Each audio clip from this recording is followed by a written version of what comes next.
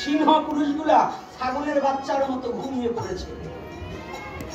উঠতে হবে কোন নেতার পা চাটার জন্য না, আমি ঈশ্বরের দাসত্ব করার জন্য আমার জন্ম হয়েছে। আমার কোন মন্ত্রীর পা চাটার জন্য না, কোন এমপি দাসত্ব করার জন্য নয়, কোন চেয়ারম্যানের দাসত্ব করার জন্য নয়। আমার জন্ম হয়েছে ভগবত ভজনের জন্য, নিজের স্বধর্মকে রক্ষার জন্য। কারো দাসত্ব নয়, একমাত্র ঈশ্বর গুরু গোবিন্দের দাসত্ব করার জন্য আমার জন্ম হয়েছে, অন্য কারো দাসত্ব করার জন্য নয়। তাই নিজের স্বধর্মের দাসত্ব করতে গিয়ে মৃত্যুকে আলিঙ্গন করে বুকে টেনে নেব, তথাপিও অন্য ধর্মকে আশ্রয় করব না। এটাই সনাতনী প্রতিজ্ঞাবদ্ধ হতে হবে যে আমার ধর্মকে রক্ষার নিমিত্তে মৃত্যুকে আলিঙ্গন করে বক্ষে জড়িয়ে ধরবো, তথাপিও বেঁচে থাকার জন্য মৃত্যু আজ না হোক কাল, কাল না হোক পরশু, মৃত্যু আমার হবেই, মৃত্যু অবশ্যম্ভাবী। কিন্তু আমার স্বধর্মকে রক্ষার জন্য মৃত্যুকে বরণ করে নিতে হলেও নেব ফুল দিয়ে, তথাপিও স্বধর্ম রক্ষা করার জন্য এগিয়ে আসতে হবে। কি আমরা পারবো কিনা? পারবো? মায়েরা পারবেন? হ্যাঁ, কথা বলে যাই। ওই যে দুর্গা পূজা করছেন, ওই দুর্গার হাতে কি খালি হাত না অস্ত্র আছে? হ্যাঁ, কালীর হাতে অস্ত্র আছে কিনা? কৃষ্ণের হাতে ছিল কিনা? কৃষ্ণের হাতে ছিল না।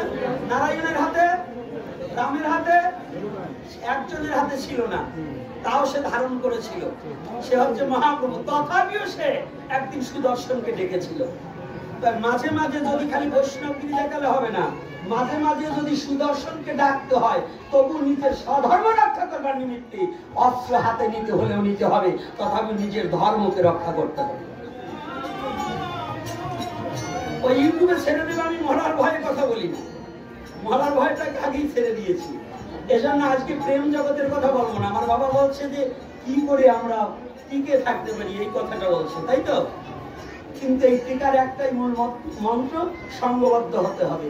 কে মতুয়া, কে শৈব, কে শাক্ত, কে গানপত্য, কে সৌর, এটা দেখার সময় এখন নাই। আমি সনাতনী, আমি সনাতনী। আমার সনাতনকে রক্ষা করার দায়িত্ব ভগবান আমাকে শক্তি দিবেন, কর্তব্য কর্ম পরায়ণ আমার হতে হবে। এটা থেকে যেন আমরা বঞ্চিত না হয়ে যাই। আর মায়েদের বলছি, সবচেয়ে চরণে হাত রেখে বলছি, আমাদের এই বাংলাদেশের একটা জরিপে আছে, আপনারা কি মনে করবেন আমি জানি না, এই বাংলাদেশের একটা জরিপে আছে, আপনাদের এই অঞ্চলে, এই দক্ষিণবঙ্গ থেকে মেয়েরা ধর্মান্তরিত বেশি হয়েছে। আমার কাছে জরিপ কাগজ আছে। এর জন্য দায়ী আপনারা গার্জিয়ানরা। আপনার সন্তান জন্ম দিতে হলে তার প্রতি খেয়াল রাখতে হবে। সেটা হচ্ছে, প্রথম হচ্ছে আপনার সন্তান কোথায় যায়, কি করে, কোন জায়গার খাদ্য খায়, এটার উপরে একটু নজর রাখবেন। আর ফোনে আলাপ একটু কমাইয়ে দিয়ে নিজের সন্তানকে উপযুক্ত হওয়ার সাথে সাথে ওই বিএমএ পাস করানোর দরকার নাই, মাধ্যমিকে উঠলেই মেয়ে বিয়ে দেওয়ার চেষ্টা করুন। পরিষ্কার কথা। প্রতিটা ঢাকা পড়ায়ে বর্তমান জলে বসবাস করে কুকুরের সাথে লড়াই করা যাবে না, তার সাথে সন্ধি করতে হবে।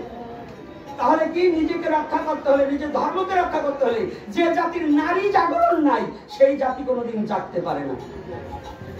এই এতগুলো মায়েরা আসছেন, মস্তকগুলো ফাঁকা রেখে বসে আছেন কেন? আপনাদের যে এই পর পুরুষ এসে বসেছে, তারা কি আপনাদের শ্রদ্ধার পাত্র নয়? যে নারী নিজেকে সম্বরণ করতে পারে না, সে ধর্মতত্ত্ব নাম শুনে কি করবে? কি করবেন বলুন? কি করবেন? নিজেকে সংযত করেন, নাহলে নিজের ধর্ম রক্ষা করতে পারবেন না। আপনার কারণে আপনার বংশের মর্যাদা নষ্ট হবে কেন? এখানে আপনার শ্বশুরের সাথে চলা লোক আছে, আপনার স্বামীর সাথে চলা লোক আছে, আপনার ভাসুরের সাথে চলা লোক আছে, তাদের সামনে আপনি বলছেন গরম কি, এর চেয়ে বড় গরম আমরা ভোগ করছি না। তা আপনি নারী, মাতৃজাতিকে প্রণাম করতে হবে, কিন্তু মা হতে হবে, বেবিচারিণী নয়। সনাতনে যাহা আপনাকে দিয়েছে, পৃথিবীর কোন ধর্ম নারীকে তা দেয়নি। সনাতনে নারীকে দেবী মূর্তি হিসেবে পূজা করা হয়, দুর্গা পূজার অষ্টমীর দিনে কুমারী পূজা করা হয়। এই পৃথিবীর মাঝে কোন ধর্ম সনাতন যা দিয়েছে, পৃথিবীর কোন ধর্ম তা দিতে পারেনি। এই নারী জাতিকে যা সম্মান দিয়েছে, কোথায় গেলে এ ধর্মের লক্ষ্মী, অন্য ধর্মে নয়। ও অন্য ধর্মে গেলে তোমাকে বেবিচারিণী রূপে ছিঁড়ে ছিঁড়ে রাক্ষসের দলে গ্রহণ করবে, কিন্তু তোমাকে সম্মান দিতে জানবে না। শুধু তোমার দেহটাকে ভোগ করার জন্য, তোমাকে উপভোগ করার জন্য তোমাকে গ্রহণ করবে। তাই আমি সনাতনী জাতিকে, প্রত্যেকটা নরনারীকে জানাতে চাই, সনাতন ধর্মে তোমার যে শ্রদ্ধা আছে, সেই শ্রদ্ধাকে যদি বজায় রাখতে হয়, তাহলে নিজের স্বধর্মে থেকেই দেবী রূপে পূজা পাওয়ার বাসনাটা যেন হৃদয়ে ধারণ করতে হয়। এতটুকু সময়ের মধ্যে আর আলোচনা বাড়াবো না।